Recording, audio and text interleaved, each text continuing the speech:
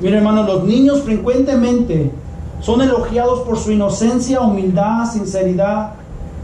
Y se podría suponer que Jesús los elogia por estas cualidades. Escuche bien, hermanos, Sin embargo, esto no parece ser la razón principal por qué Jesús los bendice. La narración enfatiza a los propios niños, la esencia del niño, en lugar de sus virtudes.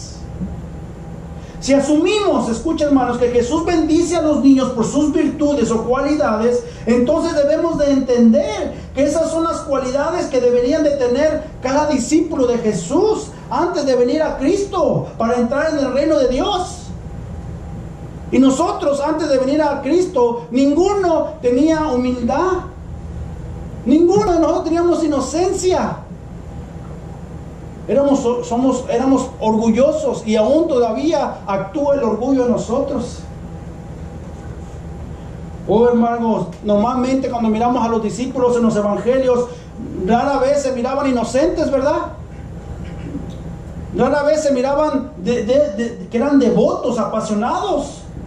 Más bien, en muchas ocasiones miramos a los discípulos pelear, incrédulos, incomprensibles, peleándose por posiciones. No nos mirábamos ahí, todos peleados ahí. ¿Qué cualidades son esas para entrar al reino de Dios? Incluso como cobardes, algunos. Escucha, hermanos, Jesús no bendijo a los niños por sus virtudes, pero por sus deficiencias, su insuficiencia, su escasez. Los niños en sí son importantes, pero por lo que les falta. Son pequeños, impotentes, sin sofisticación alguna, son ignorados y no tienen nada. Miren, hermanos, Jesús enfatiza de la forma más fuerte posible que el reino de Dios es ofrecido a los indefensos, a los necesitados, a los que son ineficaz, ineptos, incompetentes. Oh, hermanos, si tú te sientes así, tú eres elegible.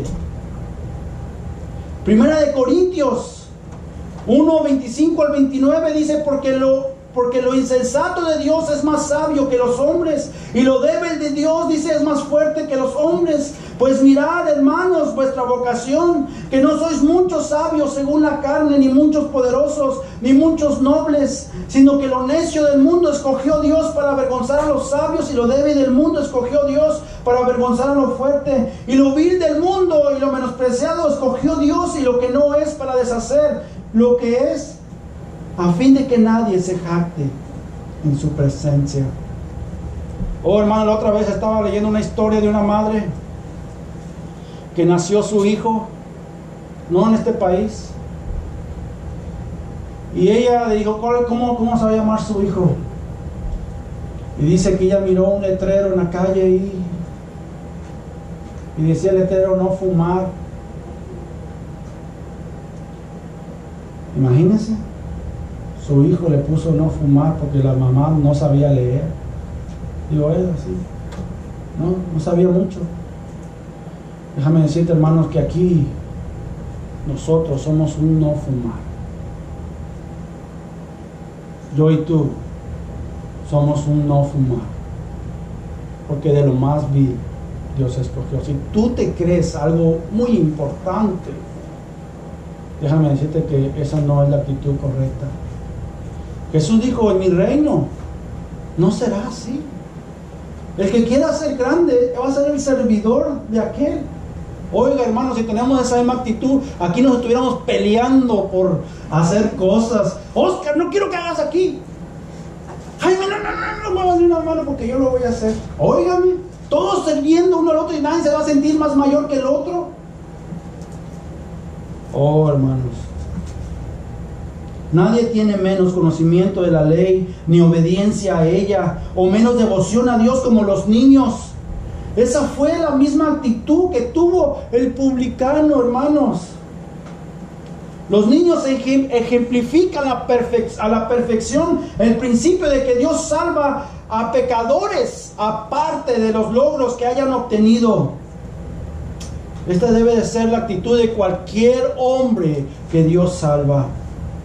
y que quiere entrar a recibir el reino de Dios. Miren, hermanos, mientras los niños sean pequeños, están bajo el cuidado especial de Dios. Aunque hay dolor cuando hay una pérdida, todos sabemos. Más bien preocúpese por usted, pues, si quiere verlo allá en el cielo. Pero mientras van creciendo, están en el mejor momento para que los padres les den el evangelio. Es la responsabilidad de los padres de nosotros. Como dije anterior, si tú eres abuela, no importa. Tú todavía puedes influir en tus nietos, en tus propios hijos. Como la madre y la abuela de Timoteo, ¿se recuerda? Cómo creció Timoteo y cómo Pablo le recordaba, le decía, así como te enseñó tu madre y tu abuela. Me preocupa, hermanos, cuando veo niños de 9, 10 años, 14, 15 años sentados junto a sus padres y veo que están aburridos. Me preocupa. Me preocupa. Su mente está en otro lugar. Puedo vislumbrar, hermanos, que quizás los padres no están haciendo un buen trabajo en sus casas, en discipular, en instruir a sus hijos, teniendo devocionales de oración, de enseñanza bíblica, de adoración. ¿Cómo nosotros queremos que nuestros hijos vengan y sean los mejores hijos y adoren a Dios cuando en nuestras casas no hacemos eso? Me preocupa, hermano. Cuando un hijo es enseñado y mantiene una cultura en su casa bíblica de enseñanza a Dios, cuando usted como padre vive y les da el evangelio, usted es una muestra de quién es Cristo, mostrándoles no solamente el enojo, el coraje, que a veces la frustración de la vida que tenemos, pero debemos de traer todo esto a los pies de Cristo y cuando miramos a nuestros hijos, mostrarles el amor, mostrarles el perdón, mostrarles gracia, mostrarles misericordia. Si usted no muestra esto y eso lo quiere mostrar nomás en la iglesia, oiga, cuando usted pasa con sus hijos, ¿cuántas horas? Es una gran responsabilidad, hermanos. Los niños vienen a la iglesia porque usted los trae. Oh, pero cuando el niño ya joven hace así. Y yo digo, ¿qué pasó? Si yo lo llevo a la iglesia. No, pero usted no lo instruyó en su casa. Usted no le enseñó en su casa. Usted no le enseñó a amar a Dios. Usted le enseñó nomás una religión. Usted vivió como el religioso, que nomás vivía, se aparentaba. Mucha gente dice, pórtate bien, ¿ok? ¿Y qué en la casa? ¿Dónde está la enseñanza? Oh, hermanos, yo le aseguro que si usted le enseña a su hijo, le instruye a su hijo, no nomás con una vara, pero le da el amor, le enseña la palabra, quién es Dios y qué ha hecho por él, hay mucha posibilidad de que su hijo pueda crecer y algún día con ese entendimiento Dios va a obrar en su corazón para que él pueda arrepentirse y para que él pueda entender el evangelio. Los niños son los más vulnerables al evangelio, son los más receptivos, pero tristemente son los que menos les damos el evangelio. Se los damos mal, le damos una religión en vez de un estilo de vida. Miren, hermanos, nosotros como padres nunca vamos a poder cambiar el corazón de nadie. Nunca. Pero Dios sí. La palabra de Dios sí lo puede cambiar, así como Dios lo ha hecho con nosotros. Oh, hermanos, le recuerdo a Josué. Y yo creo que todos nosotros debemos de tener esa misma actitud como padre cuando dice en Josué 24:15, dice, y si mal os parece servir a Jehová, escogeos hoy a quién sirváis, si a los dioses a quienes sirvieron vuestros padres cuando estuvieron al otro lado del río, o a los dioses de los amorreos en cuya tierra habitáis. Pero yo y mi casa, dice, serviremos a Jehová. Oh, hermanos, Josué tomó la decisión, la determinación de poner a Dios primeramente a su familia. Estamos en medio de tantas cosas, de tantas tentaciones, pero dice, yo he decidido. Y mi casa, todavía ni siquiera le preguntó, le dijo, hey, ¿quieres servir a Dios? No, yo en mi casa serviremos a Jehová. ¿Cuántos nosotros hemos escuchado esas palabras? Decimos, amén, decimos todos. Oh, hermanos, por las implicaciones que conlleva disciplinar, instruir a nuestros hijos, es el trabajo más arduo que pueda haber. Es el trabajo más arduo que pueda haber. Oh, hermanos, necesitan crecer, hermanos, con una fuerte cosmovisión bíblica de quién es Dios y qué ha hecho Dios por ellos. De lo contrario, hermanos, serán influenciados allá en el mundo. Oh, hermanos, usted los manda a la escuela.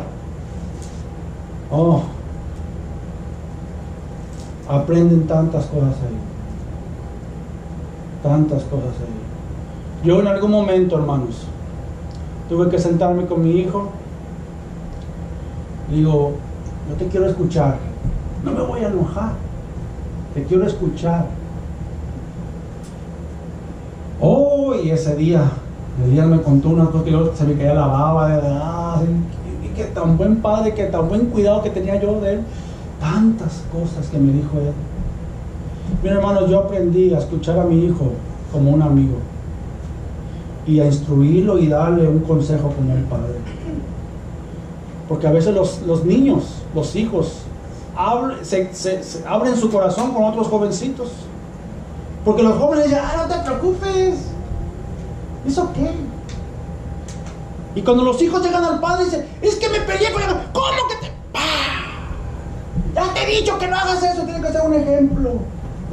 Oiga, hermano, pero en ese momento cuando usted muestra compasión, cuando usted muestra gracia a su hijo y dice, mira, mijo, está mal lo que tú hiciste, te amo, y después le da una disciplina, pero con amor. Yo siempre he dicho, y una cosa de la que yo aprendí, nunca discipline a su hijo cuando esté enojado. Nunca lo haga, porque lo va a lastimar. Le va a decir cosas que usted no quisiera decir, pero lo lastima. Déjeme decirle que cuando usted lo disciplina porque usted lo ama, le va a doler más. Cuando usted esté bien tranquila y le digo, te voy a castigar, y cuando usted le da con la vara, le va a doler más a usted, porque sabe de que ya su enojo se fue. Y lo que pasa es que cuando estamos enojados, estamos sacando el enojo allí, y estamos alejando, y nuestros hijos nos miran a nosotros como un castigador nomás. Oh, hermanos, aprovechemos, hermanos, a nuestros hijos, que mientras estén pequeños, oh, hermanos, ellos están bien.